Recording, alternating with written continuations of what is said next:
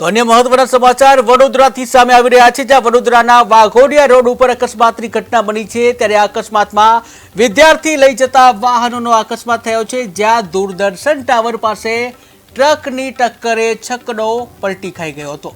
ત્યારે ટક્કર મારી ટ્રક ચાલક ફરાર થઈ ગયો હતો। ત્યારે છકડામાં બેઠેલા 7 વિદ્યાર્થીઓ ઈજાગ્રસ્ત બન્યા હતા। આ તમામ ઈજાગ્રસ્તોને સારવાર માટે હોસ્પિટલ ખસેડવામાં આવ્યા હતા। જો કે સદનસીબે અકસ્માતની ઘટનામાં કોઈ જાનહાનિના કોઈ સમાચાર સામે નથી આવ્યા। તો મહત્વના સમાચાર સામે આવી રહ્યા છે વડોદરાથી।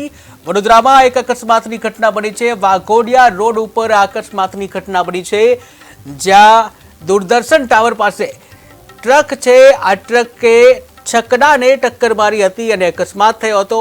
ત્યારે ટક્કર મારી ટ્રક ચાલક ત્યાંથી ફરાર થઈ ગયો હતો। આ સાથે છકડામાં બેઠેલા 7 વિદ્યાર્થીઓને ઈજાઓ પહોંચી હતી।